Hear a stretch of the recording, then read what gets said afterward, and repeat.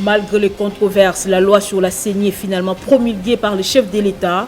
La balle est maintenant dans les camps des confessions religieuses pour la composition du nouveau bureau.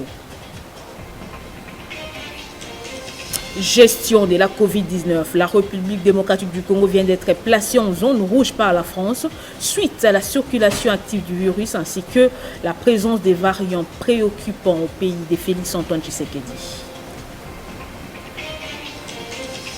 Élection à la tête de l'UNPC Kinshasa, Jean-Marie Kassambe est resté seul en lice. Les candidatures de ses adversaires ont été rejetées, n'ayant pas rempli les critères d'éligibilité. Et puis en sport, football Euro 2020, c'est ce soir qu'il sera connu l'adversaire de l'Italie en finale à l'issue de la dernière demi-finale entre l'Angleterre et le Danemark. Nouveau journal sur Télé 50, bienvenue à tous. Le président de la République a promulgué finalement la loi sur la commission électorale indépendante, dite loi Lutundula, une loi qui a été décriée par l'opposition et la société civile. Ces dernières ont exigé une harmonisation des vues autour de cette loi, jetant les bases des élections de 2023. L'opposition demande à ce qu'elle soit retirée.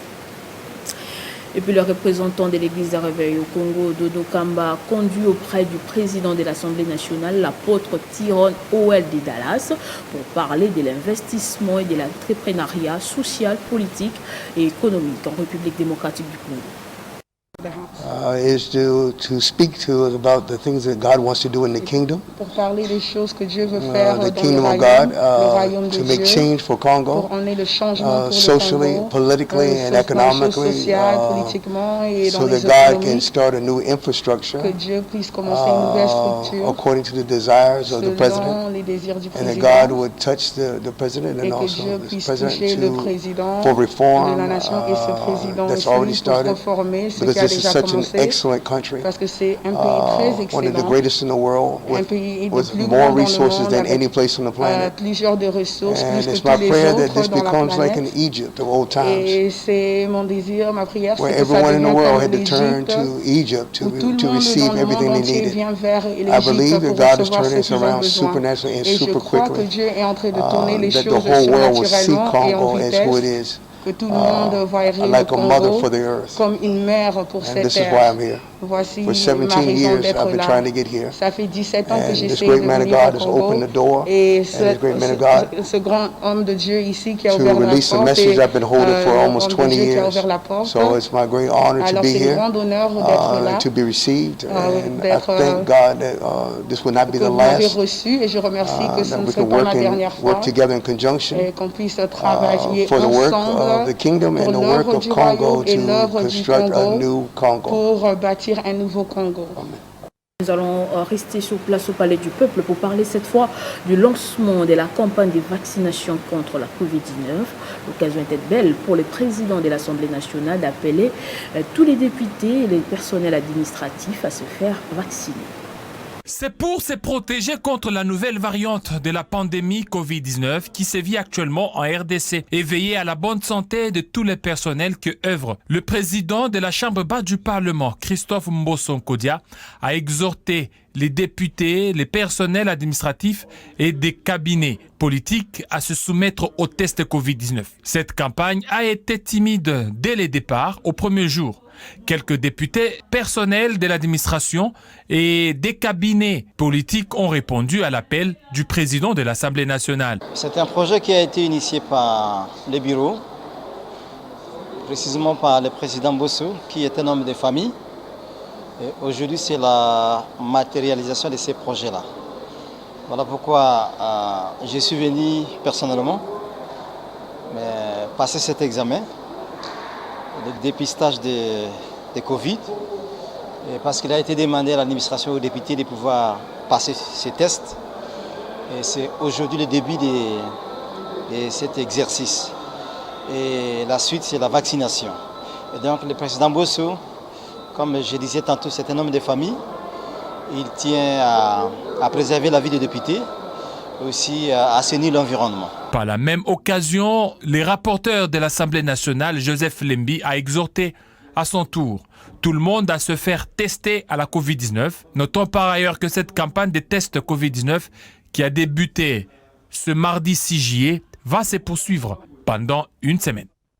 Le Covid-19, on en parle encore suite à la circulation active de ces virus ainsi que la présence des variants bêta en République démocratique du Congo. La France vient de placer les pays de Félix-Antoine Tshisekedi en zone rouge, une décision qui implique des contraintes supplémentaires pour les voyageurs venant de la RDC voulant se rendre dans l'Hexagone. La circulation du variant Delta inquiète particulièrement les autorités françaises, ce qui a poussé à prendre des contraintes supplémentaires pour les voyageurs venant de la République démocratique du Congo et qui veulent se rendre dans l'Hexagone. 24 pays dans le monde, dont 4 sous le continent africain, sont désormais classés rouges par Paris. En Afrique, l'Afrique du Sud est classée pays rouge depuis plusieurs semaines par les autorités françaises à cause de la circulation du variant Delta. Le variant sud-africain moins sensible à la vaccination que la souche initiale. Désormais, c'est le variant Delta, aussi appelé variant indien, qui s'y propage. Il a la particularité d'être 60% plus contagieux que les autres variants. C'est lui qui est à l'origine d'une troisième vague de Covid-19 dans plusieurs pays d'Afrique. Conséquence, en juin, la Namibie et les Seychelles ont également été classés pays rouges par la France. C'est maintenant au tour de la République démocratique du Congo d'être classé au rouge avec le variant Delta, représentant 84% de nouvelles infections. Les autorités françaises n'autorisent les voyages en provenance des pays en zone rouge qu'en cas de motifs impérieux. Les vacanciers et les touristes ne peuvent donc pas se rendre dans l'Hexagone. Et pour ceux qui ont le droit de voyager, il faut en plus présenter un test de dépistage négatif avant d'embarquer. Un autre test est réalisé à l'arrivée en France et une quarantaine de 7 ou 10 jours doit être observée suivant si les personnes sont vaccinées ou non. À noter aussi que depuis le 26 juin, la République démocratique du Congo est également considérée comme un pays à très haut risque par les autorités belges. Les voyages vers la Belgique hors motif impérieux sont interdits. Et lorsqu'ils sont autorisés, vaccinés ou non, une quarantaine de 10 jours et plusieurs tests de dépistage sont obligatoires. Rapport synthèse des travaux de la 23e réunion du comité ministériel de l'organe de coopération en matière de politique défense et sécurité de la SADC. La RDC y a participé par visioconférence à travers le ministre de la Défense nationale et des anciens combattants, le général Gilbert Kabanda, son vice Séraphine Kiloubou, Didier Mazinga de l'intégration régionale et francophonie, celui de l'intérieur et plusieurs autres officiers généraux et supérieurs. Au cours de ces assises, la RDC a plaidé aux États membres de la sous-région d'apporter leur soutien à l'état de siège décrété par le chef de l'État Félix-Antoine Tshisekedi dans la partie est du pays, ainsi qu'au soutien des victimes de la catastrophe naturelle causée par l'éruption volcanique de Nyiragongo. Ces assises ont été précédées par les travaux des experts 24 heures avant. Concernant la République démocratique du Congo, nous avions abordé la situation de l'état de siège au niveau des provinces décrétées par son Excellence, Monsieur le Président de la République, chef de l'État. Et nous avions parlé du soutien du gouvernement et de son président à la population de Goma suite à l'éruption volcanique. Et nous avions demandé aussi le soutien de la SADC, soit de pays membres de la SADC, en République démocratique du Congo, pour que le chef de l'État qui a initié cette action soit appuyé non seulement par la population et les nationaux, donc la République démocratique du Congo, mais aussi les pays membres de la SADC. Et nous avions parlé aussi de départ progressif de la MONUSCO dans la province du Kasaï. Un bastion des rebelles ADF situé à l'est de la route nationale axe Komanda Beni au sud du territoire du Roumu ont été complètement détruits par les bombardements des hélicoptères des combats du FARDC. Ces pilonnements des camps ennemis a duré 5 heures, indique le porte-parole des FARDC dans cette province. Pour l'instant, les opérations se poursuivent au sol avec les éléments commando pour anéantir ces hors-la-loi et imposer la paix On écoute plutôt le porte-parole des FARIS.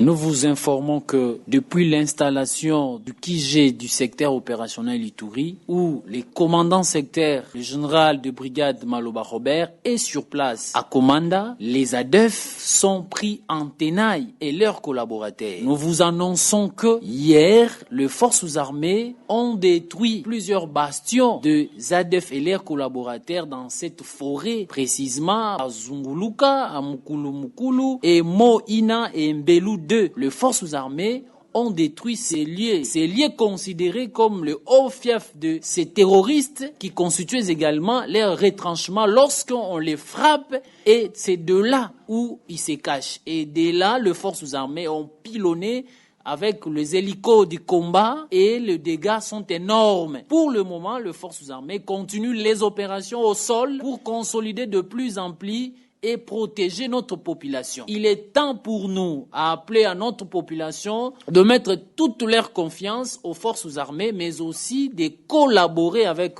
les forces armées, parce qu'en ce moment, l'ennemi serait que en débandade et nous sommes en train de le poursuivre. Et les opérations vont continuer jusqu'à ce que les derniers ADEF sera mis hors d'état de nuire. Voilà le fait final recherché pour donner la paix et la tranquillité. Et rappelons que c'est sur ordre du gouverneur militaire de province, le lieutenant-général Uboyaka Chamadjoni, que les commandants sectaires s'est installé à Komanda pour coordonner ces opérations qui donnent déjà le fruit escompté.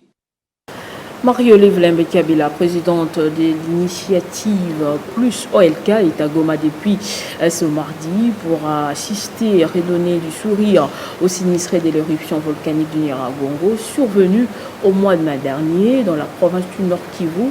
Comme d'habitude, la population de cette ville a réservé un accueil chaleureux à l'épouse de l'ancien président de la République. L'émotion et la joie étaient au rendez-vous. Marie-Olive Lembe-Kabila vient de fouler le sol de Goma, ville qui a bercé sa tendre enfance, victime à ce jour de l'éruption volcanique. Une joie exprimée par les Gomatraciens au regard de la sollicitude de l'épouse de Joseph Kabila, toujours prête à voler au secours de ceux qui en ont le plus besoin. À son arrivée, les couleurs de l'enthousiasme de la population ont dominé sur la ville de Goma.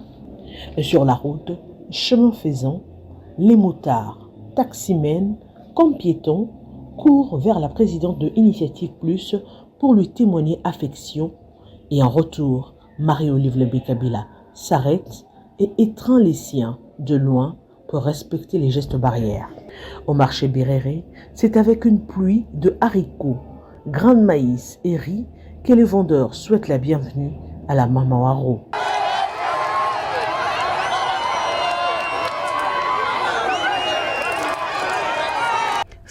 Émue par ce geste, elle s'approche des vendeurs de haricots pour acheter quelques grains en guise de soutien. Cette bain de foule l'accompagne jusqu'à sa résidence. Mama, tunafurahi sana kuona mama yetu anakuya. Tulikuwa tusharegrete mingi sana kuona masiku yote tunapata bashida pata hapa akio kutuona. Leo na raha kabambi sana. Mama wanje wetu hakuna mwingine. Son agenda prévoit plusieurs activités en rapport avec la catastrophe naturelle pour laquelle son ASBL Initiative Plus OLK est active depuis les premières heures. Et puis à l'enseignement primaire, secondaire et technique, la République démocratique du Congo dispose désormais du code de bonne conduite déjà mis à la disposition des autorités du secteur éducatif et leurs partenaires pour assurer la sécurité dans des milieux scolaires. Ce document a été rendu public au cours d'une cérémonie par le ministère de l'EPST. Plus qu'une cérémonie, c'est un grand jour pour le secteur de l'enseignement primaire, secondaire et technique en République démocratique du Congo. Ce sous-secteur de l'éducation nationale compte désormais un code de bonne conduite présenté ce jour par les ministres nationaux de l'EPST, Tony Mwaba Kazadi. Il s'agit du code de bonne conduite du personnel enseignant présenté aux responsables du secteur et aux partenaires éducatifs. Le gouvernement de la République, à travers mon ministère, vient de mettre en place une norme devant réguler le comportement du personnel enseignant.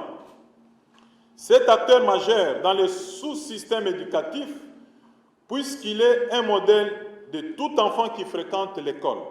Et c'est par lui que passe la transformation de l'état mental de l'enfant pour devenir une tête bien faite. C'est un outil qui va réglementer la conduite enseignante pour prévenir et punir toutes sortes de violences et maltraitances en milieu scolaire. Ce document sera remis à tous les enseignants qui vont y poser leur signature en guise d'engagement et le vulgariser à travers toutes les provinces éducationnelles.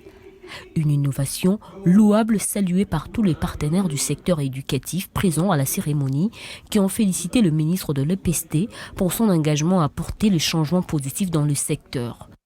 C'est une première, ça restera marqué dans l'histoire avec le ministre sectoriel Tony Mwaba et c'est vraiment en tout cas quelque chose de bienvenu.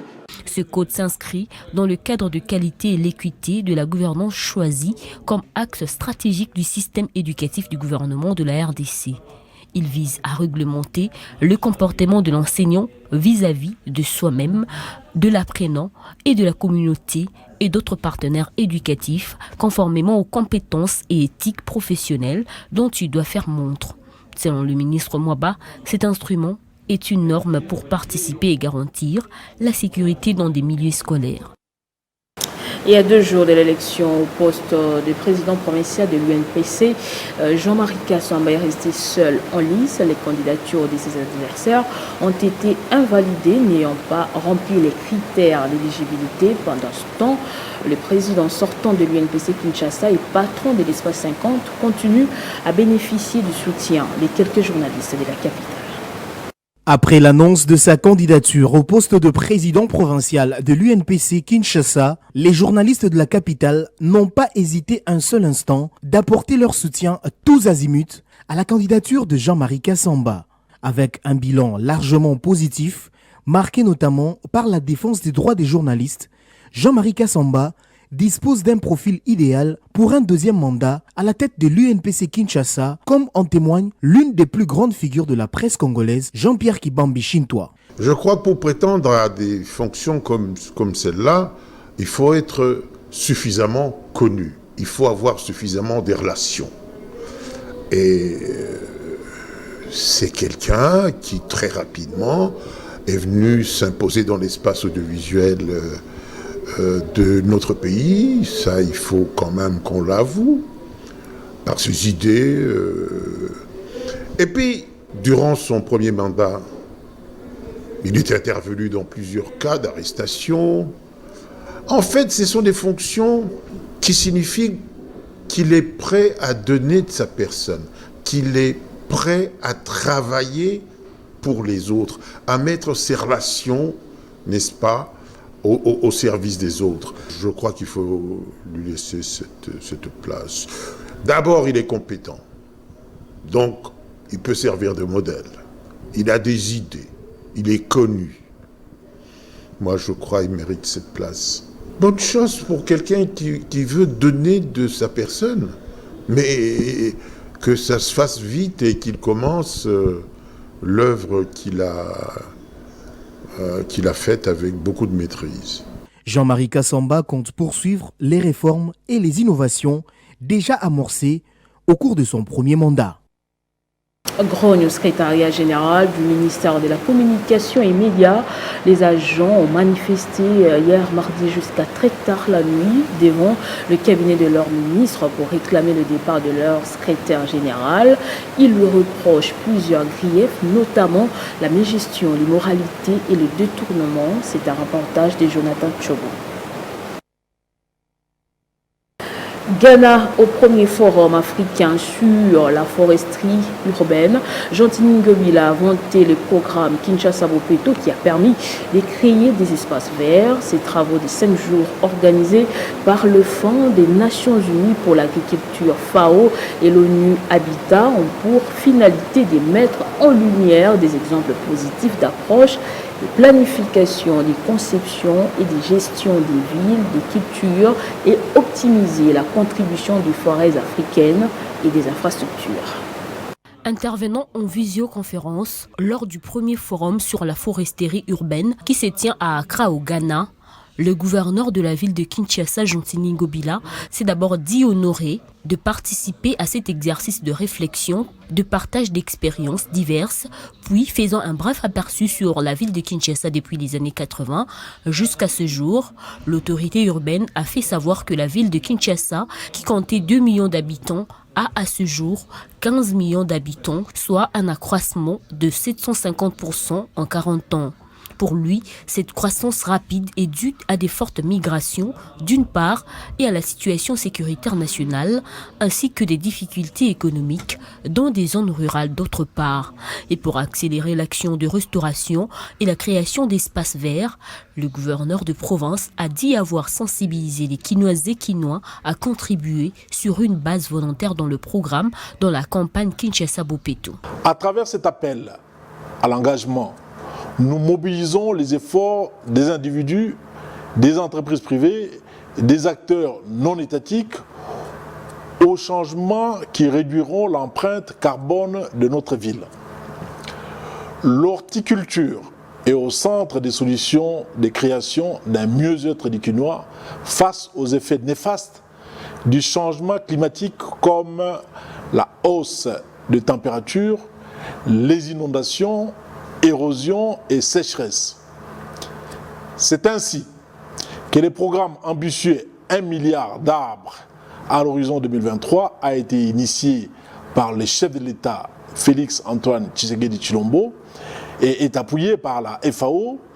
Il vise les reboisements et la réforestation communautaire. Pour Jontini Ngobila, la restauration de forêts urbaines et la plantation des arbres aux abords de grandes artères et rivières du plateau de Bateke, des collines de Mongafula, forêts communales comme celle de Calyptus Anjili sont parmi ses priorités. Ce forum réunit de représentants des gouvernements nationaux et locaux, d'institutions de recherche et des ONG. On va parler sport à présent. Football, l'Argentine a rejoint le Brésil en finale de la Copa après avoir éliminé la Colombie à l'issue de la séance des tirs au but avec 3 tirs marqués contre 2 alors que le score était d'un but partout au temps réglementaire. D'un continent à un autre à l'Euro, l'Italie est le premier pour la composition du nouveau bureau.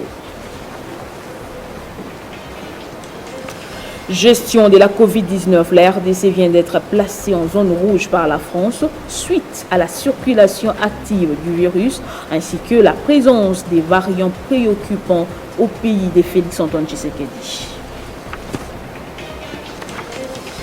Élection à la tête de l'UNPC Kinshasa, Jean-Marie Kassamba est resté seul en lice.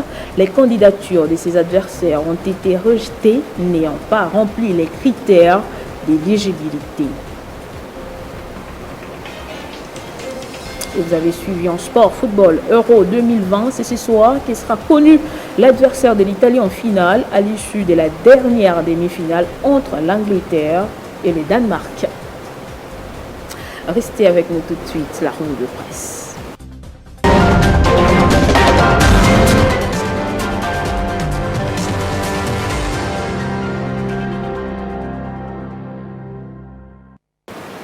Et c'est avec vous, Jenny Kayembe, bienvenue. Merci Nathalie Yoko, bonjour à tous. Bonjour Jenny, à la une de votre revue de presse, le chef de l'État a promulgué la loi organique portant organisation et fonctionnement de la CENI.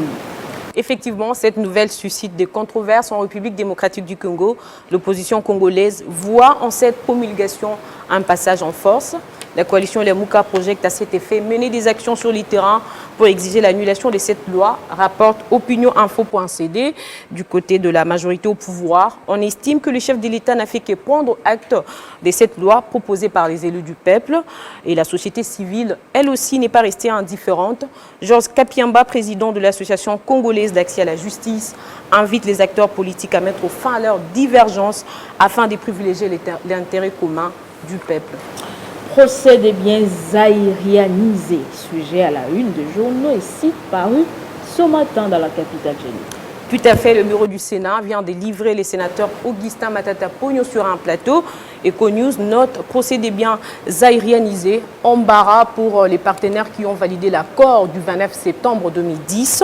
D'après le journal, si Matata Pogno est le principal visé, en tout cas, cette affaire embarrasse aussi les partenaires extérieurs entre autres les FMI, la Banque mondiale, la Banque africaine de développement et certains pays dont la Belgique, la Chine, l'Italie et le Portugal. Cette affaire est une véritable boîte à Pandore. Certains analystes avertis estiment que la politique a pris les dessus sur la raison. Et pour sa part, Congo Nouveau note, Bahati tranche, nous avons appliqué les lois. D'après les speakers de la Chambre haute du Parlement, repris par les confrères, cette autorisation des poursuites contre l'ancien Premier ministre a été faite dans les respects des textes.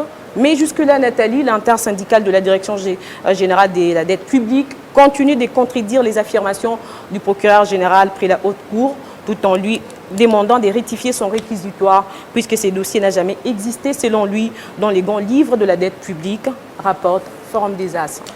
UNPC Kinshasa, Jean-Marie Kassamba brigue un deuxième mandat. Effectivement, c'est déjà pour ce vendredi, sauf changement des dernières minutes. Dans une interview accordée à Actu 30, le président sortant de l'UNPC Kinshasa, également candidat à sa propre succession, s'est dit fier de ce que est devenue la presse de Kinshasa grâce à ses réalisations en termes de prestations. Les directeurs généraux de l'Espace 50 visent la promotion des femmes journalistes dans les 4 prochaines années qui l'attendent à la tête de cette structure, conclut les sites. Élection.net renseigne pour sa part que les comités des journalistes de Kinshasa réitèrent son soutien à la candidature de Jean-Marie Kassamba.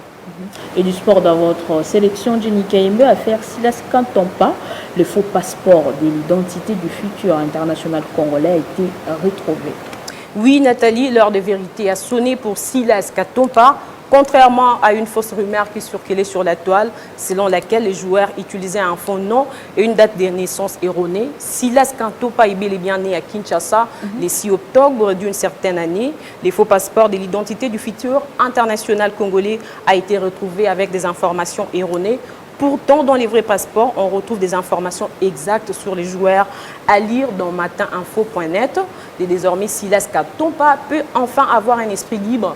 Et pour finir, Nathalie, à la suite de cette révélation, l'équipe allemande Stuttgart a décidé de soutenir les joueurs parce qu'ils les qualifient d'être victimes de l'un de leurs. Merci Jenny pour tous ces détails. Merci à vous autant. Merci également à vous de nous avoir suivis. Et partout, l'information reste en continu et en temps réel sur votre télévision.